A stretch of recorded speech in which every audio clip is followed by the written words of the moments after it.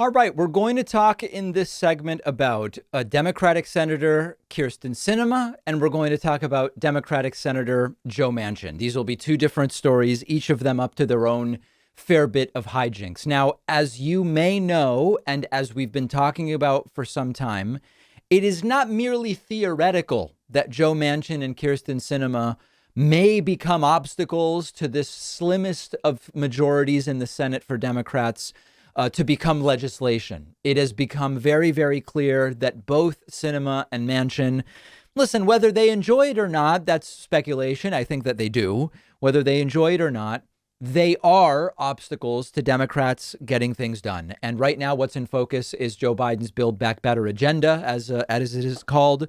Large amounts of infrastructure spending, budgetary issues, and on and on and on. And these questions as to whether Kyrsten Sinema or Joe Manchin are going to support what is going on here. And increasingly, they are getting in the way.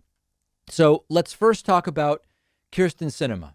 Kyrsten Sinema was followed into a bathroom by activists filming her during an event over the weekend. And I'm going to give you, I got a ton of questions about this. David, what do you think? What do you think about this? Is this okay? Is this not? Let's talk about the story first, watch the video, and then we will kind of decide. A video posted to Twitter on Sunday by social justice group Living United for Change in Arizona shows youth organizers confronting Senator Kyrsten Sinema, even following her into a bathroom at one point. Looking to talk to the Democratic representative about her opposition to the Build Back Better agenda, President Biden's ambitious economic recovery plan, widely supported by Democrats, several activists can be seen in the video waiting outside what Lucha, that's the abbreviation for the acronym for the group, said was Sinema's classroom on Arizona State University's campus. When Sinema emerges, they ask to speak to her. Actually, I'm heading out, she replies, and walks into a bathroom stall. Over the sound of toilets flushing, an activist identified as Blanca spoke to Sinema from the entrance, saying, "We have to hold you accountable." In another video by Lucha, the protesters follow Sinema as she walks back into her classroom. They said, "We wouldn't have to resort to confronting Sinema around Phoenix if she took meetings with the communities that elected her." Sinema's communication director declined to comment, telling the Daily Beast, "We are not dignifying this behavior," with a response. So let's take a look at the video, okay? And let's listen. This is Senator Sinema heading into the bathroom, followed in by activists. Okay, I'll be back. Sinema, we want to talk to you real quick. Can we talk to you real quick? Hi, actually, I am heading out. Right now is a real moment that our people need in order for us to be able to talk about what's really happening. Yeah. We need a Build Back Better plan right now. We knocked on doors. We need solutions. The Build Back Better plan has the solutions that we need. We knocked on doors for you to get you elected, and just how we got you elected, we can get you out of office if you don't support what you promised us. We need 7 million citizenship for 7 million. We need the Build Back Better plan right now. So now the toilet flush. My name is Blanca. I was brought here to the United States when I was 3 years old. And in 2010, my grandparents both got deported because of SB 1070. And I'm here because I definitely believe that we need a pathway to citizenship. My grandfather passed away 2 weeks ago, and I was not able to go to Mexico and visit him because there is no pathway to citizenship. And if we have the opportunity to pass it right now, then we need to do it because there's millions of undocumented people just like me who share the same story or even worse things that happen to them because of SB 1070 and because of anti-immigrant legislation. And this is the opportunity to pass it right now, and we need to hold you accountable to what you told us, what you promised us that you were going to pass when we knocked on doors for you. It's not right. I'm a survivor. I'm a survivor of human trafficking, and it's because of the lack of worker protection. Okay. So I think you generally understand what went down there. So, okay, we've got our issues with Senator Sinema. Some are saying, David, following someone into a bathroom, it's bad, it's cringy, it's an absolute disaster. The counterpoint that I've seen is she wasn't really going to the bathroom. She was just going to the bathroom because she assumed that she would be able to get away from the activists. And those were fake flushes. They were not necessary flushes. I don't know the answer to that. Okay. Where I come down on this is as follows. It's hard to predict what kind of activism will get results.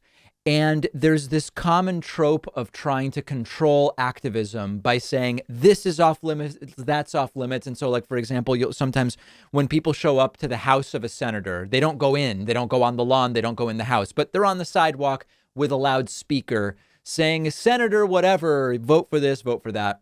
And there will be people who say, no, that's over the line.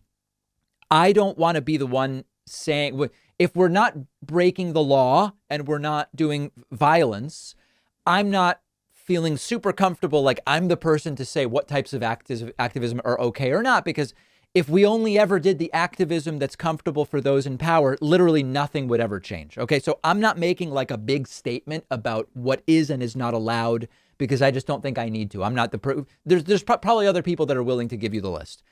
My view is I don't think this is going to achieve anything. That's how I feel about this specific incident. And basically, my Bill Scher sarcastically tweeted yesterday, I think it was, alongside this video, we're definitely getting the 3.5 trillion now.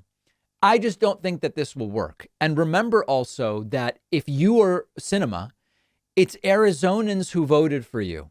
And as Bill Scher also tweeted, Sinema may be widely loathed on Twitter, but not so in Arizona. The most recent Arizona poll has her favorable, unfavorable at 46-39. Not amazing, but her net favorability is 3 points higher than Mark Kelly, also in Arizona, and her unfavorability is 4 points lower. Her unfavorability among Democrats is 19 points higher, but favorable, unfavorable with Democrats is still a net positive. Now, you could make the case, well, but it's mostly Democrats who vote, so it still leaves her liable to a primary challenge. Well, challenger, right? Without a doubt. I mean, that's absolutely fine.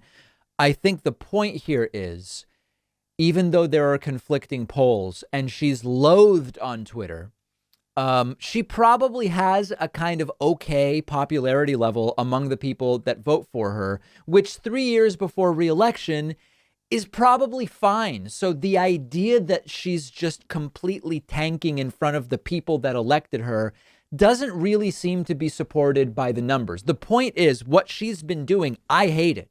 I think that this is absolutely a disaster.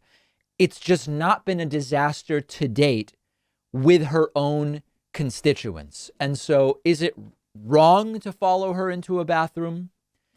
I don't think it's going to work to actually achieve anything, is the way that I would say it. I wouldn't follow people into a bathroom. And I get that some are saying she just went in there on that basis. The idea was that she could hide out. Maybe. I don't know. I don't see this as really changing anything, but I do agree with myself from 9 months ago saying this Manchin Sinema stuff is really going to become a problem. I want to talk about Joe Manchin next. One of our sponsors is Shaker and Spoon, the monthly cocktail subscription box, delivering ingredients and recipes for artisanal cocktails. I've been using Shaker and Spoon to make cocktails at home. The last 2 drinks I made were Citrus Paradisi, because I'm a big vodka fan, and Sea Fog with rum. The whole experience begins when you open the box. Everything looks really nice. They include all the ingredients you need except the alcohol with easy instructions. I've been really impressed with the results. Even if you know nothing about mixing drinks like me, you will have a ton of success creating the cocktails that Shaker and Spoon sends you. And you learn about mixology in the process and widen your horizons. It's the perfect thing to do for a date night. I've had a ton of fun with it. I think you will too. And you'll get $20 off when you use promo code Pacman at checkout. Go to shakerandspoon.com/Pacman. The link is down below.